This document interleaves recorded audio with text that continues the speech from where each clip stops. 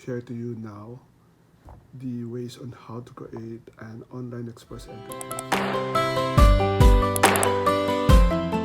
Steps included in this part, and I want to share to everyone how to create it. First is, anywhere in the world you can do or apply for an express entry. You can create it as long as you have the proper documentations and enough knowledge on how to do it by yourself.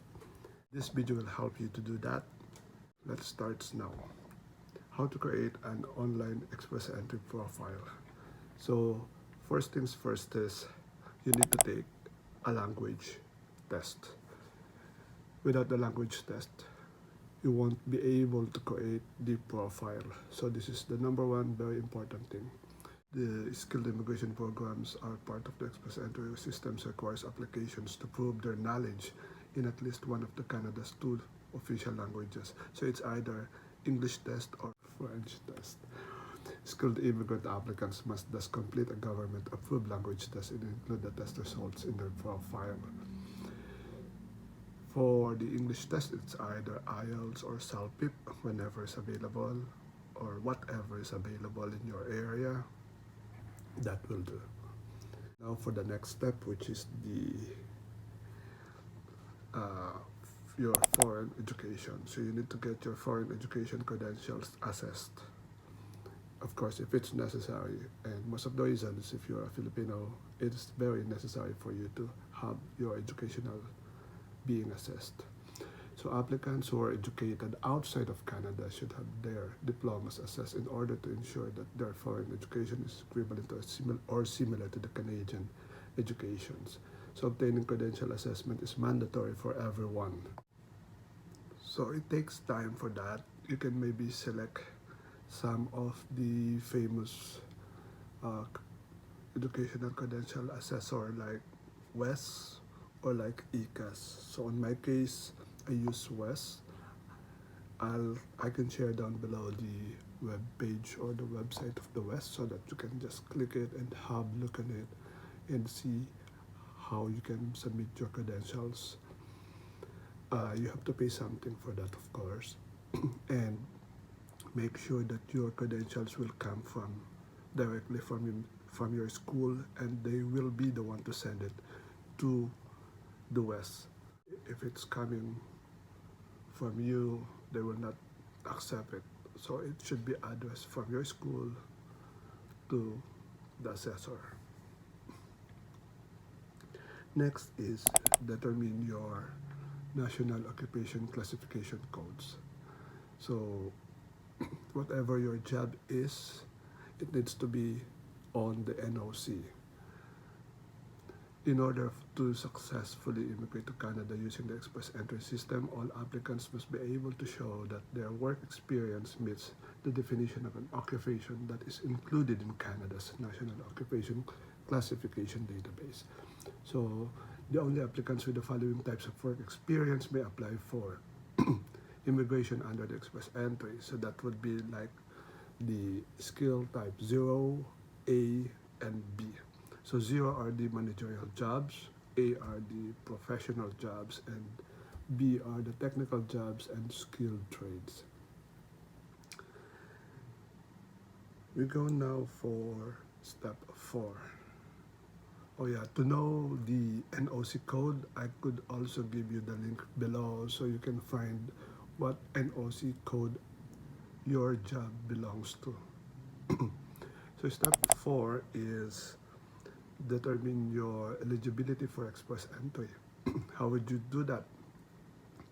So the Immigration, Refugees and Citizenships Canada website contains an online tool that can help applicants determine whether or not they are eligible to use the express entry system. This tool must be used before an express entry profile can be created. So on that tool, it's like an online tool from the IRCC itself. They would ask you some of the questions, and then you just need to answer it based on your qualifications. And based on that, they will give you a score and would let you know if you are eligible to apply or not. I would share you the link below for you to be able to just click and try to determine your eligibility if you are eligible to apply for the express entry here in Canada. Step 5 is build your express entry profile. So once you have all of those, step 1, 2, 3, and 4, you can then create your express entry profile. Take note that you cannot create an express entry profile unless you have those 4 requirements: the language test, the educational credentials, your NOC, and the eligibility questionnaires from the online tool. Because your express entry profile would need the informations coming from those, especially the language test and your credentials. If you don't have a language test, then you will not be eligible, and it would be like you're wasting your time filling up the forms. Okay, for building your express entry profile, applicants must provide the following information in their express entry profiles. Number 1 is your identity and age. Identity is about your name or anything about you, your age. The contact information, a detailed account of your educational history, so you have to put in your educational background, detailed account of your work experience, so anything on your work experience, where you work, how many hours, years, all of that stuff. Your language proficiency, so this is the step 1 actually. You need to fill in the informations of your language proficiency. What is your score, and where did you take, and what date did you take. So take note, it has only a validity of 2 years. So after 2 years, you need to take again another tests. Factors that facilitate their adaptability to life in Canada. So these are like what factors would be able for you to adapt your life in Canada. Like, do you have a friend? Do you know people here in Canada, or did you study, or all of that stuff. Family compositions, it's all about your family informations. If you're married, if you have dependents, how many dependents, their names, their addresses, their age, information on their spouse or common law partner, so all of that stuff.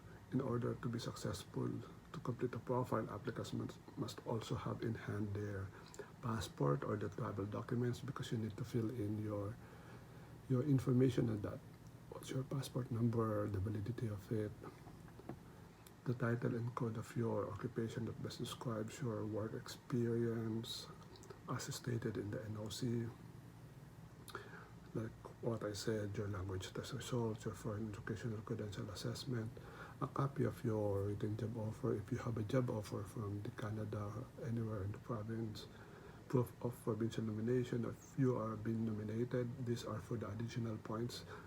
If you are nominated, you would have a 600 plus points on your express entry profile, which makes you 100% eligible to receive or to receive an invitation to apply for permanent residence, the next express entry draw. And personal reference code from the IRCC online eligibility verification tool. So that's our all importance in step number 5 in building your express entry profile. Now let's go to step number 6, which is submit your profile. So once you've done all that filling up of the informations, you need now to submit your profile. And guys, there's no cost in creating this or submitting your express entry profile. It's just a matter of online, so you can do it by yourself. All the informations you can put by yourself. So once your profile has been completed and all necessary information has been provided, the profile should be submitted. Once the profile is submitted, you will receive number 1, the express entry profile number. This will be like a unique express entry profile number in your have the express entry profile number and a job seeker validation code. Applicants will also need these numbers so you would need that number if you are registering to the job bank, as like what I said earlier, and if you have received a nomination for permanent residence for a provincial or territorial government. So you need to have those numbers. If your profile fulfills the express entry requirements as well as the criteria of one of the three express entry, which are the skilled worker, skilled trade, or the experience class, you will be placed in the express entry candidate pool. And then your profile will stay there for 1 year until you get the invitations. If you haven't received any invitations for a year, then it will be automatically removed from the pool. Of course, you will receive an email for that every time there's a changes on your profile. So step 7 is register with job bank if you would like. So once you have the express entry profile, like what I said, you would have the profile number and then the job seeker validation code. It would enable you to find a job using a job bank. This is different from the normal ones who find their job on the job bank without the express entry profile, because the job that they can find on there is limited. Unlike if you are registered, you would have a bunch of jobs available and you would know if they have ELIGIBILity, CREDENTIAL, all that stuff. So number 8 is update your information if necessary. So while your profile is in the pool, you can still update it from time to time if there is changes on your case or as necessary. Like let's say if you've changed your work, or if you receive a new language test results, if you have a new diploma, or if you change your family composition, like you have a new son, you get married, your child is no longer a dependent, something like that. So guys, I hope you have learned from these videos, and if you need any help, any questions about creating an express entry, you can always approach me by commenting down below, and I will respond on that as soon as I can. Thank you guys for watching.